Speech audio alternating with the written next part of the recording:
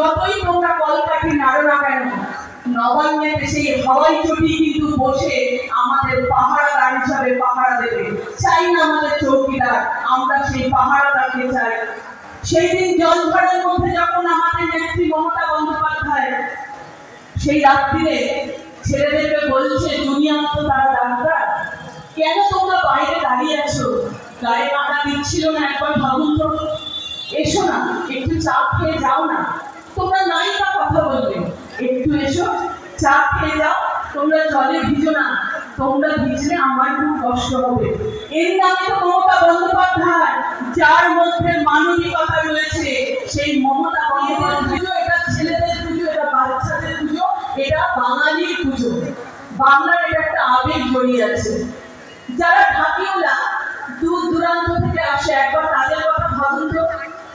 তারা এই 4-5 দিন ঢাকি বাজিয়ে ঢাক বাজিয়ে যে ইনকামটা করে নিয়ে যাবে, তার ছেলে মেয়ের মুখে দুটো অন্ন তুলে দেবে।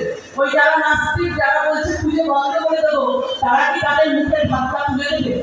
যে বাদামওয়ালা, যে ফুচকাওয়ালা, যে ঘুগনিওয়ালা, যারা ছোট ছোট ব্যবসায়ী, তাদের মুখে অন্ন কি তারা তুলে দেবে? এই পুজোর সময় কত কোটি টাকার ব্যবসা হয়। এই নবান্ন অভিযান করতে গিয়ে মঙ্গলাহাট বন্ধ হয়ে গিয়েছিল, কত কোটি টাকার ক্ষতি হয়েছে। সেই ক্ষতিপূরণ কি তারা দেবে? এরও বিচার আমরা চাই। আগামী 30 তারিখ আমাদের মহিলাদের মানববন্ধন আছে নাগেরবাজার থেকে দমদম স্টেশন। আমি প্রত্যেকটি মায়েদের কাছে অনুরোধ করব, আমরা সবাই সেই মানববন্ধনে উপস্থিত থাকবো। আমার নেত্রী যখন আমার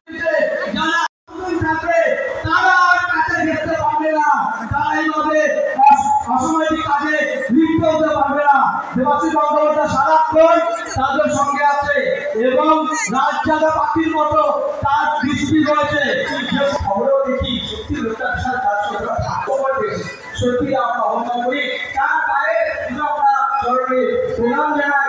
এত সুন্দরভাবে আমাদের অনুষ্ঠান করতে আমরা সমর্থন হয়েছি। আর বিশেষ কিছু বলবো না, আমরা সঙ্গীতে ফিরে আছি। সঙ্গীত শিল্পী আমি কৃতজ্ঞ হয়ে যাচ্ছি, আপনি মাইক ভর্তি দিচ্ছি। ধন্যবাদ। এই গানটা আমাদের প্রিয় অভিভাবক এটা দেবাশিস বন্দ্যোপাধ্যায় পরিচালনা করছিলেন। তুমি আসবে বলে বৃষ্টি এখন, তুমি আসবে বলে পুলিশটা বসে খাইবে, তুমি আসবে বলে, তুমি আসবে বলে আকাশ বৃষ্টি এখন।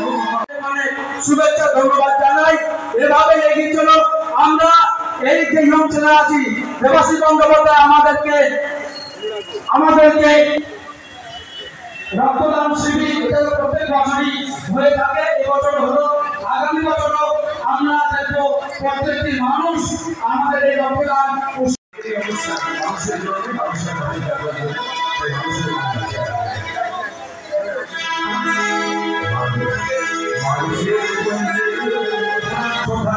ভালোবাসা যায়।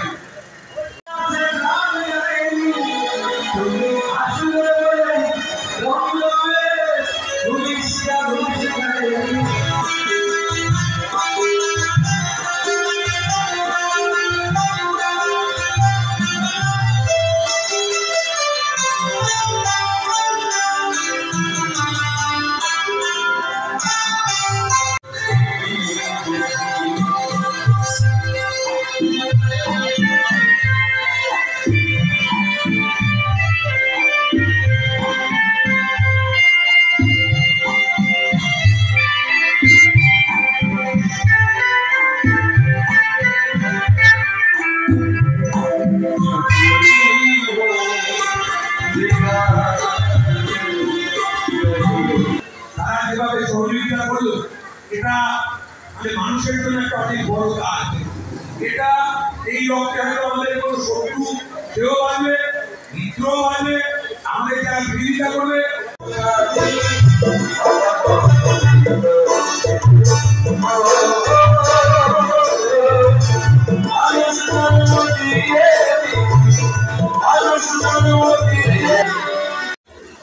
স্বর্গকেই ধরে ফেলি হাতের মুঠে, ওই স্বর্গকে ধরে ফেলি হাতের মুঠে। যদি আপনার হাতটা রাখেন আমাদের হাত, আমাদের হাত আপনাদের হাত যদি আমাদের তাকিয়ে এখানে সমস্ত রাজনীতির ঊর্ধ্বে গিয়ে দেবাশিস বন্দ্যোপাধ্যায় হাতকে শক্ত করে, মমতা বন্দ্যোপাধ্যায় হাতকে শক্ত করে। তাই আপনি সাবধানতা আপনি অবলম্বন করুন, এটা ভুল। মানুষই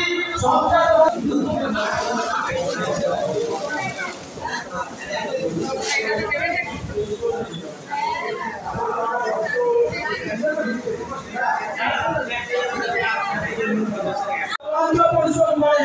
অন্য ক্লাবে আমরা দেখিনি এইভাবে তারা কাজ করতে। অন্য ক্লাবে আমাদের এই দমদম মিলনী সংঘ অনেক অ্যাক্টিভিটি করে, অনেক অ্যাক্টিভিটিতে দেখা যায়, অনেক কাজ করে। আজকে এই দমদম জাগা কলোনি মিলনী সংঘ ক্লাবের পক্ষ থেকেই মূলত রক্তদান শিবির আয়োজন করেছে। আমরা সারা বছরই মমতা বন্দ্যোপাধ্যায় যে 5 লক্ষ টাকা করে প্রত্যেকটা ক্লাবকে দিয়েছে, ব্রাত্য বসুরা এবং সৌগত রায়রা যে অর্থ এই ক্লাবগুলোকে দিয়েছে যে সামাজিক কাজকর্ম করার জন্য, এই দাগা কলোনি দমদম মিলনী সংঘ থেকে শুরু করে বর্ণ পরিচয় ক্লাব, সেখানে দাগা স্পোর্টিং ক্লাব, এখানে মিলনচক্র ক্লাব, সন্তান সংঘ, ব্রিজ ক্লাব, উন্মেষণী সমিতি, প্রত্যেকটা ক্লাবই আমাদের ওয়ার্ডের যে কটা ক্লাব, প্রত্যেকটা ক্লাবই সবসময় এই উন্নয়নমূলক কাজে থাকে। আপনারা দেখলেন যে আমরা এই পুজোর মধ্যে অনেকে রক্ত দিতে চায় না, কিন্তু তারপরেও এই মিলনী সংঘর ছেলেপেলেরা, মহিলারা সবাই মিলে উদ্যোগ নিয়ে এই রক্তদান শিবির আয়োজন করেছে। আমাদের টার্গেট ছিল ছোট করে যে আমরা 100টা রক্ত গ্রহণ করব, কিন্তু 125 জন অলরেডি রক্ত দেওয়া হয়ে গেছে। ব্লাড ব্যাংকের লোকেরা বলছে ওনাদের কাছে আর ব্যাগ নেই, ওনারা চলে যাবে। আমাদের লাইনে আরও লোক রয়েছে, তাদের আমরা বলেছি যে আগামী দিন আমরা সময় বুঝে নির্দিষ্টভাবে তাদের খবর দিয়ে তাদের অগ্রাধিকার দিয়ে আমরা রক্তদান শিবির করব।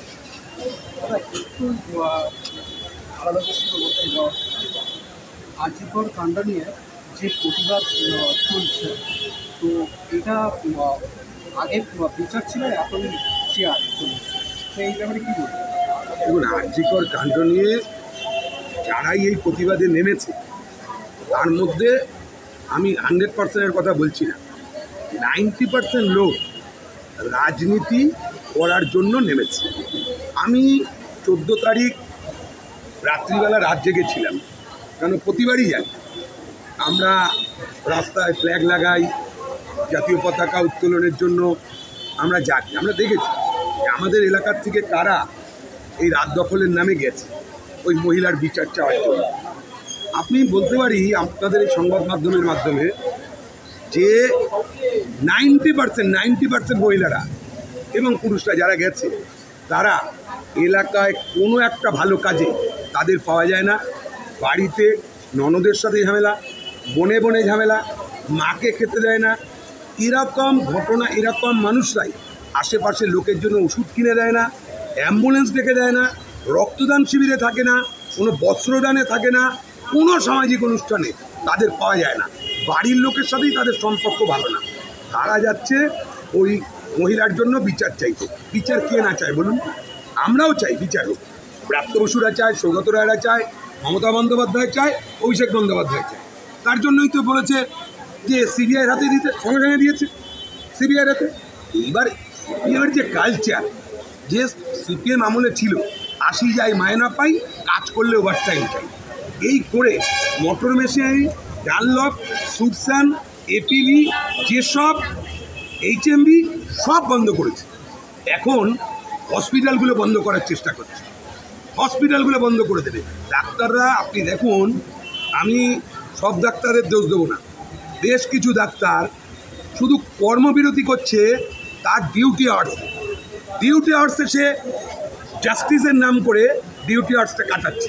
ওই স্লোগান যে আসবো যাবো, মায়না নেব, পরিষেবা দেবো না, কাজ করলে ওভারটাইম দেবো।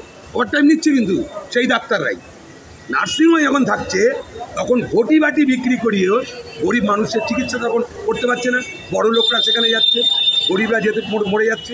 তাহলে ওই যে মহিলা যে মারা গেল, সে তো ডাক্তার, সে জীবনে কোনো দিন চেয়েছে যে আমার জন্য, আমার মৃত্যুর বিচারের জন্য আরও 25 জন মারা যাক? ওরা বলছে দাবি এক, দফা এক, মমতা ব্যানার্জির নাকি পদত্যাগ হয়। তোমরা শূন্য মানে অধিগ্রহণ করবে 59, সংখ্যায় তো শূন্য। এই স্বাদ সারাদিন এই গানই করতে হবে, আর স্বাদ না মিটিল, আশা না পুরিল, বেলা ফুরায় যে মা চায় মা, কোনো দিনই হবে না। আমার ঠাকুমা বলতো যে পুজোরও ইচ্ছা করে চিত্রে শুতে, গামছারও ইচ্ছা করে ধোপা বাড়ি যেতে। পুজো চিত্রে শোয় না, গামছাকেও ধোপা বাড়িতে দেয় না। এই সিপিএমের এই চক্রান্ত আমরা এইগুলো ফলো রাখছি, আমরা দেখছি। সেই ডাক্তাররা রয়েছে যারা রাজনীতি করছে, উনারা অনেক কথা বলছে যে এই মেয়েটা নাকি অনেক খবর জেনে গেছিল মহিলা, তাই তাকে এই করেছে। আপনারা যখন এত কিছুই জানেন, আপনারা প্রতিবাদ করেননি কেন? আপনারা কেন একটা চিঠি দেননি? আপনারা তো রাজনৈতিক দলের মধ্যে যুক্ত, তাহলে সেই রাজনৈতিক দল কেন নামেনি এই আন্দোলন নিয়ে? একটা উত্তর দিতে পারবে না। আর ওই ডাক্তারবাবুদের আমি বলি, এই যে চিকিৎসা দিচ্ছেন না, বসেছিলেন, যদি নাকি আমরা যারা জনপ্রতিনিধি এলাকায় এলাকায় তৃণমূল কংগ্রেসের একেবারে নিচুতলার কর্মীরাও যেভাবে মানুষের জন্য সার্ভিস দেয়, আমার কথা বাদই দেন, তৃণমূল কংগ্রেসের প্রতিটা কর্মী যেভাবে মানুষের জন্য সার্ভিস দেয়, আজকে যদি ডাক্তার কোন ডাক্তার এলাকায় ওই রুগীদের পরিষেবা দিচ্ছে না, তাদের বাড়ির কাজের লোক যারা বাসন মাজে, তারা যদি বলে যে আমরা ওই নির্ভয়া কাণ্ডের জন্য, ওই ভদ্রমহিলার বিচারের জন্য আমরা বাড়িতে মোমবাতি জ্বালিয়ে প্রেয়ার করছি, আমি বাসন মাজতে যেতে পারবো না, ডাক্তার বউ বাসন মেজে নিতে পারবে তো?